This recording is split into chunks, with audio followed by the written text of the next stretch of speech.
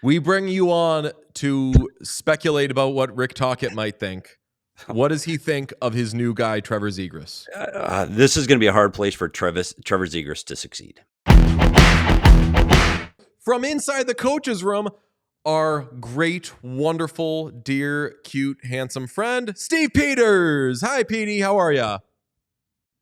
I'm going to come right with the grumpy because I love the guests you get. First of all, I know nothing about the draft, but enough of the Erik Karlsson love. Buddy stinks. I knew it. Who the hell wants Erik Karlsson on his team if you want to win anything? Like, stinks. I don't care about his numbers, his metrics, but I don't want him on my team ever. Backing up from the red line in, you might as well literally just watch him play. He's horrendous. Of course they want to trade him. Of course they do. Okay, sorry. This is the best because you're not mean to anyone except for Erik Karlsson. He is, because you know what? It's you talk about that player being in the Norris conversation. It just drives me absolutely insane. There isn't a coach in the National Hockey League that is putting Erik Karlsson on the ice when the game matters. He is not. And I'm even to the point of where I don't think the offensive upside is there enough to help him be on the ice when you're behind. Like, I just don't get it. I don't get it. Maybe I see a different game. Okay. That transition is going to be the social clip from today. Going from us talking about Erik Karlsson to bring you in being like, fuck Erik Karlsson. I'm so sorry, guys. I didn't want to start off like that. I get fired up about some things. No, I mean, one of the great talents, and definitely there was a time where it was, if you don't think Erik Karlsson's the best defenseman in the NHL, it says this about you.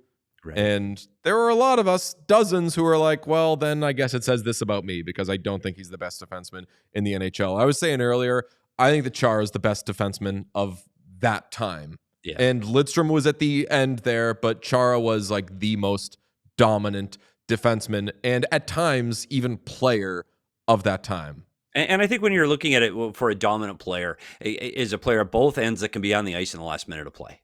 When you're ahead or you're behind, that's a dominant player. That's a guy that you go, okay, I'm noticing we're down by a goal. He's on the ice, and he's also on the ice when we're ahead by a goal. That's a good player. That's a guy we need to have in our lineup. And Erik Karlsson's not that guy. So, okay, what do you think of the dominance that Trevor Zegras can have in Philadelphia? We bring you on to speculate about what Rick Tocchet might think. What does he think of his new guy, Trevor Zegras? This is going to be a hard place for Trevor Zegras to succeed. I am of the camp that I don't like Trevor Zegras. We talk about Erik Karlsson. Trevor Zegras is another guy he can stick handle on tires and he can hit targets out of a net. Great. He's another one of those US NDP kids that, oh wow, did you see him stick handle? Did you see the Michigan? Who cares? Like, I don't mind if you're going to score on the Michigan. Great. He's not a good teammate. Guys don't like him, and I don't mean guys don't like him. I push back on that. Everybody that we've talked to about Trevor Zegras, like. I get it. And like that smoke is out there, but we've tried to like literally dig into uncover this. That. He is selfish. He doesn't move the puck. He doesn't play two ways. He doesn't play in the defensive zone. To think he's going to be a center in the National Hockey League in Philadelphia, you're out of here. The Philadelphia Flyers fans are going to run him out 20 games in unless he changes the way he plays. Like he is not a guy that's going to get into the battle. He's not going to battle on the wall. He's going to hog the puck. He's not going to make the plays that are there and available. He's going to think he's the guy that has to have all the puck all the time. By the way, they've got that guy. That's Matvei Michkov. So they've already got the guy that thinks he should have the puck all the time. And now you're going to pair them together, and you're going to have him play for Rick Tocchet? There's some concern here, and I know there's a lot of things people saying that they didn't get enough out of Anaheim. Anaheim's been trying to get rid of Trevor Zegras for a very long time. They don't want him as part of their future. They don't want him as part of their core. This is the best offer they had. So I don't know how they got fleeced in this deal. What do you think about Benoit Pouliot? I have no thoughts on Benoit. I'm just trying to think of players that you would absolutely hate. Players who just like do one don't thing. Hate him. I don't hate Benoit Pouliot, and I shouldn't say this about Trevor Zegras. Here's the one thing about Trevor Zegras right now. He's got an opportunity to mature. And he's got an opportunity. He's 24 years old. He's got an opportunity now to go, okay, what? I took all this heat in Anaheim that I was a selfish player and I might be a bad guy. And now I'm going to a new market and I've got an opportunity to reset. I've got an opportunity to create a new Trevor Zegras. His skill level is elite. He is a high-end, talented hockey player. If he can focus that into a work ethic that he can excel in those areas, Trevor Zegras can be a very, very, very good hockey player in this league. The concern is, at 24, is he ready to mature and take that next step? I think for Philadelphia and Danny Briere, they were willing to trade Ryan Poehling and a couple of picks to see if that can be the case, because the upside is absolutely there. This is a team that really needs a number one center. It's a team that's floundering through the middle of the ice. Trevor Zegras can start to secure that area for the Philadelphia Flyers in the next few years. And it doesn't have to be this year, but he is going to have to change. And Rick Tocchet, as opposed to John Tortorella, and I like John Tortorella a lot, but I just think he's got a different way of approaching those players than Rick Tocchet. So if he is going to succeed and find a path out of this, Rick Tocchet honestly might be the right guy at the right time. Yeah, that's what I was going to ask is, like, are you leaving room for that where, like, it's worth taking the gamble because Rick Tocchet might be able to unlock something in Trevor Zegras? And at this point in Trevor Zegras' career, like, I think that, and I hope that he's willing to do what it takes and kind of shift and mold his game into something different that allows him to elevate to the next level. And that's the real thing, Pete. Like, because with Rick Tocchet wants players that can compete. And you look at the players that he's had success with. Connor Garland is a guy in Vancouver that got all kinds of ice time because he worked hard. And you knew when you put him over the boards, he worked. That's what Rick Tocchet wants. He wants guys to be skilled and have the ability to score. Absolutely. But if you compete and you work incredibly hard, you're going to have an opportunity to succeed under Rick Tocchet.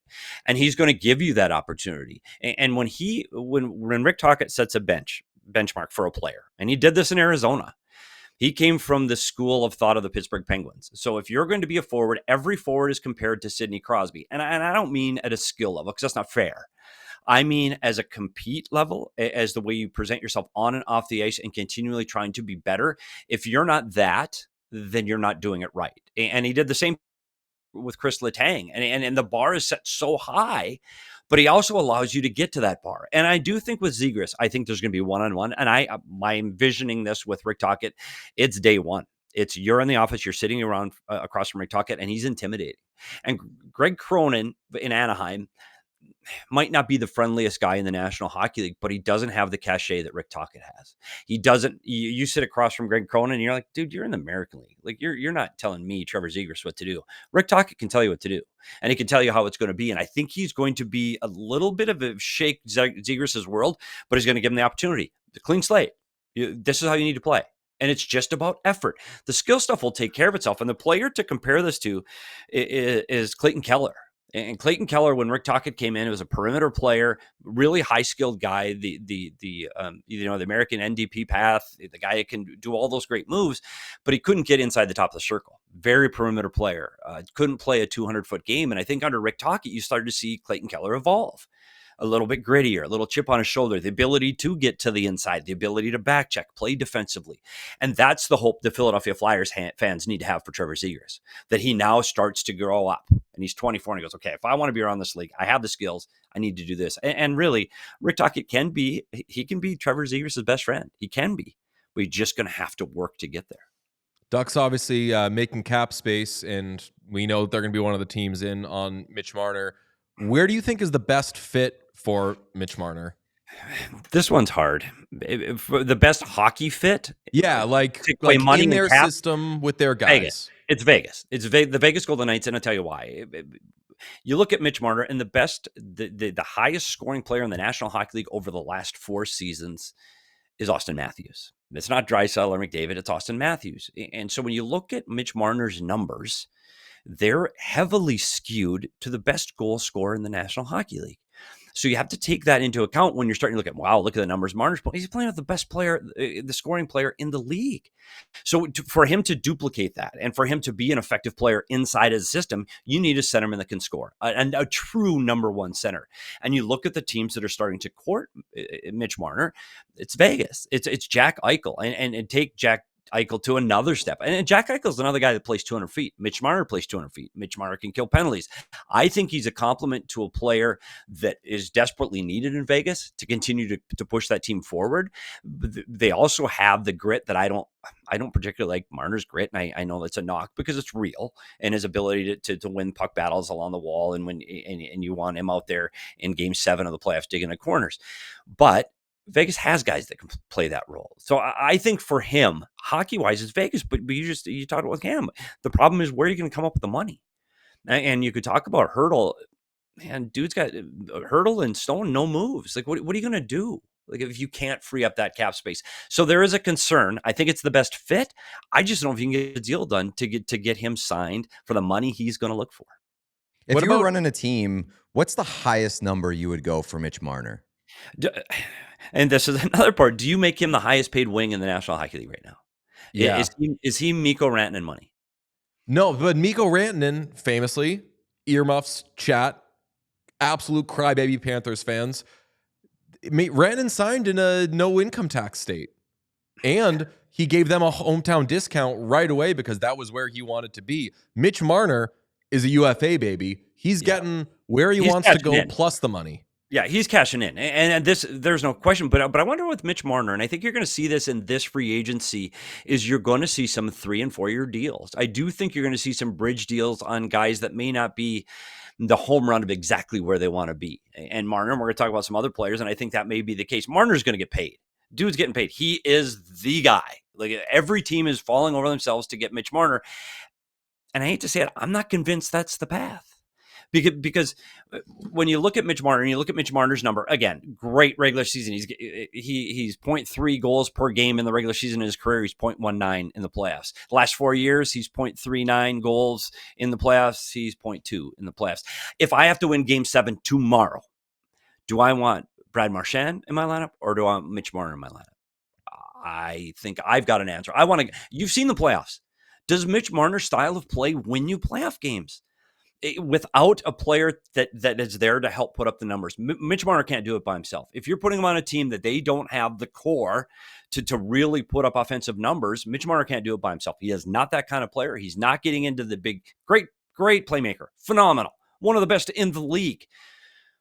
But beyond that, you got to win game 7. I don't know if Mitch Marner is going to move the needle. And I'm concerned somebody's going to overpay him. And you're going to be sitting with a team that's at the finishing 7th, 8th, or 9th going, gosh, I thought Mitch Marner was going to get us to the Stanley Cup. And doesn't get us. Here's the problem with Mitch Marner is that, like, we have the discussion about Trevor Zegras and him needing to mold his game because he's just like, it's not gonna sustain, and he's not going to be a star in this league if he doesn't mold his game.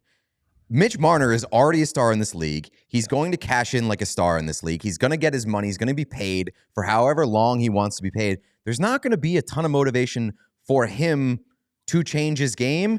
And if he's getting paid like that, there's also, like, you're as a team, you're putting yourself in a more difficult position to get the complementary pieces that do fill in those holes around Mitch Marner, which is why I have a problem paying him what he would be asking for. And that's 100% the concern, and that's where I get a little apprehensive about the big prize at free agency, because you go back to a year ago, who won free agency in 2024 by a landslide, not even close, was the Nashville Predators with Stamkos, Marchand, Brady Shea. How did that work out? Your beloved Boston Bruins, Zadorov and Lindholm. How'd that work out? You know what Florida got last year? Nosek, Greer, Boquist, and Schmidt. Did that help them get a Stanley Cup? I think it did.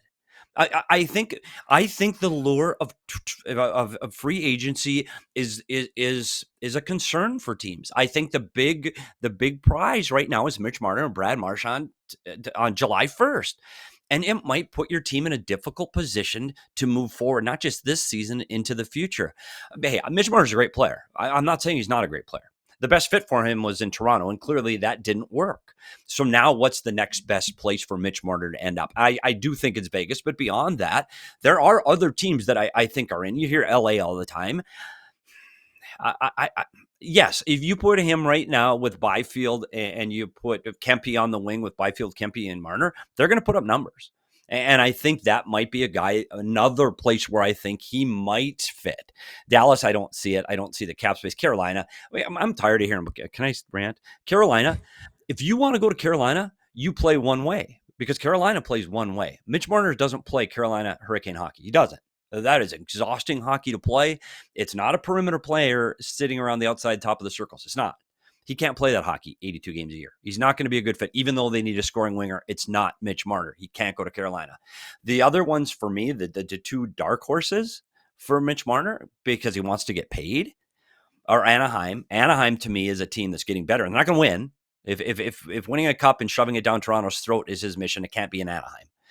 But it can also just disappear and just go play and just get paid. And he's going to have two really good young centers to play with. He's got a new coach in Q. There's some belief. The owner believes in what they're doing. They spend money, and he can just hang out at the beach and get his paycheck. Or Columbus. Why are everybody forgetting Columbus? I like Columbus. Put him with Fantilli. I like that matchup. Fantilli and Marner. I think Fantilli would be over the moon to have Mitch Marner. Yeah, It'll never happen. It'll never happen. It could. I just jotted down some teams while you were talking.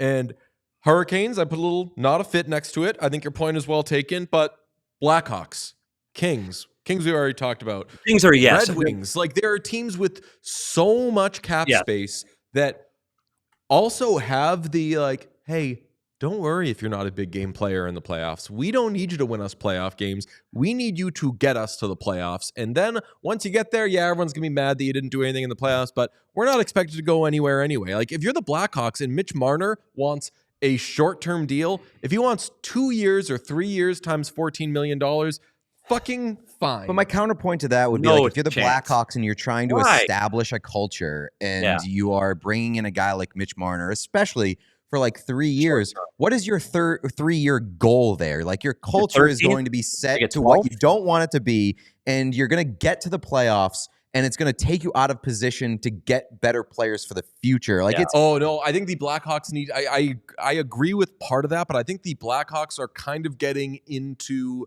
Sabres territory, where just because of how bad it's been the last couple of years, they need to get off the accumulating and building thing. Like, they need to, in the middle of the season, care about whether they win a game. They need to, on a January 10th game, be like, we got a shot in this one tonight, because their young guys haven't felt that for a freaking second. Fair. That part's fair.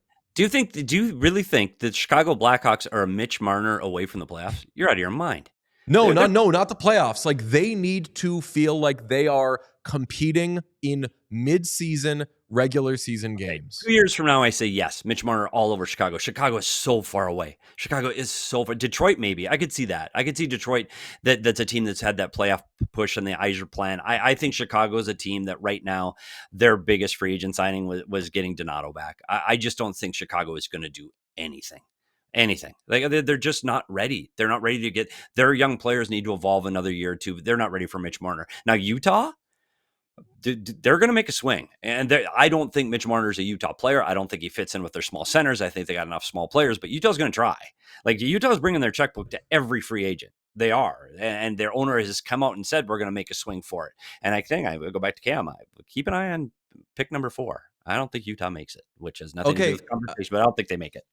Little Birdie told us that there's going to be Marchand to Utah stuff that's going to be serious. And since then, Elliot Friedman has also noted that Utah is going to be there for Brad Marchand. I know that right now, Brad Marchand is having so much fun that it's tough to see him leaving. But I also know that before all this happened, he wanted top dollar. Do you see a fit with Marchand in Utah? Because our dear friend and colleague, Craig Robinson being a colleague would be awesome. Yeah, a little too much cocaine there. But Craig Morgan has said he doesn't really see it. Do you? Yes.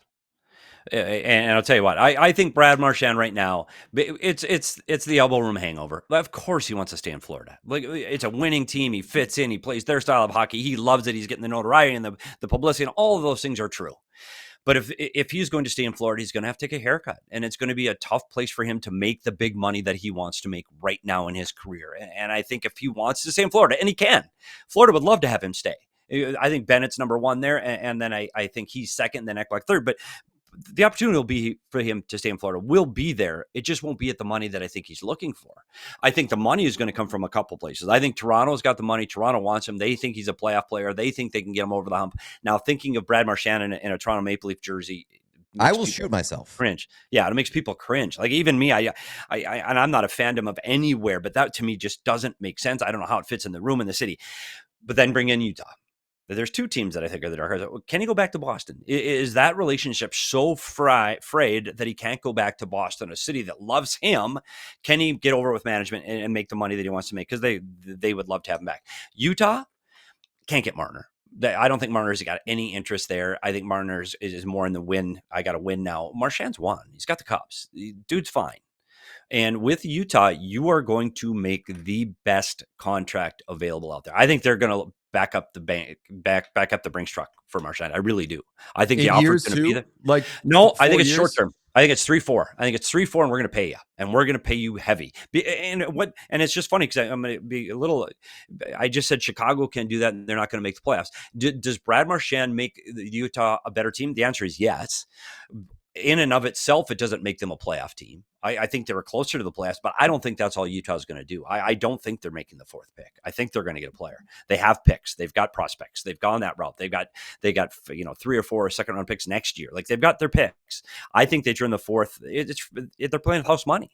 You got a draft pick. You're way back in the draft. Now you're picking fourth. I think they'll turn that into a player, and I think they're going to make an effort to fulfill what Ryan Smith wants. He wants to make a splash in free agency. He wants to make a splash in Utah. He wants to show that he's trying to win, and I think he's going to go after Brad Marchand. Now, what is his appetite to go to a market that's really not proven yet? I mean, they had a great first year, and everybody is excited, but you're not a proven market yet. Seattle was like that the first year, too, and now Seattle maybe has cooled off a bit. What is Utah going to be in the future? I don't know. But I do know Ryan Smith is going to give every tool available to his staff to make that a successful team and a successful franchise. So I do think they are going to make a legitimate big money offer to Brad Marchand. I vow if Utah Mammoth signs Brad Marchand, we will do training camp with the Utah Mammoth. Oh my God. That is our September project. They also go to Park City. So big, yeah, go to Park City for a few days. I like that. He'll probably want to take us hunting. And I would not fall for that. I will 100% go with you. I could see. I would go hunting. Not with him. Why? Ultimate prankster. Yeah. Yeah. I mean, with weapons. What are you thinking? Dick Cheney kind of prank? I would say trick us into thinking Dick Cheney is happening. Whether it's like like an airsoft gun or something. Yeah, not buying that. I'd do it. We'll hang in the hotel or the Airbnb. Petey, thank you so much for talking to us. These are always the best hangs, and quite frankly, I loved how angry you were today. Yeah. I apologize for that. I think the key is not to listen to your show for the first half hour because I just sit here wanting to jump in and be angry, and then by the time I get it, it's got all this pent up. Because I'm usually not like that. I'm just ask to pause. I'm just Mr. Dude. The worst thing is having the contact info of every radio or podcaster that I listen, radio host or podcaster I listen to. Because I've sent, and people have done this to me, where people will text me about something I said on the show, and I love it. Like, I love it when people like are listening and asking and have questions or like want to talk about something that's said on the show. But when it comes to doing that to somebody else, I have the worst like chills trying to do that. Yeah, it's not always the best behavior, and I do it, and I get it, and I'm not like mad if somebody texts me about something that I said on the show, but I don't know. There's like, if I'm doing it to somebody else, I'm like, you already have people to talk to about this stuff, and you're getting paid to do it. But anyway, I love you guys. Chat loves angry Petey, so you don't have to feel bad about bringing that. I love you guys, and again, I said every time I appreciate you give me a voice because I love talking hockey, and I know nothing about the draft, but I can't wait to watch and be glued to my TV to what happens on Friday and Saturday. So thanks for giving me a voice. Everybody make sure you are subscribed to Inside the Coaches Room with Petey. He's got amazing videos out there now. He went to that coaches summit, talked to a bunch of coaches, and is just churning it out. You're the best, Petey. Thanks, guys. Appreciate you having me. We all silly like the mayor.